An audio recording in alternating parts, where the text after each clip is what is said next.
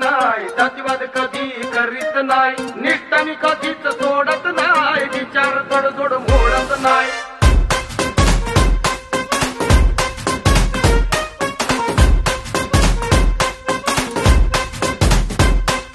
बुद्ध विचारांचा सम्राट हाय, ज्योतिबा फुल्यांचा सत्यशोधक हाय, शाहू विचारांचा पाईक हाय, कबीराचे दोहे मनात हाय.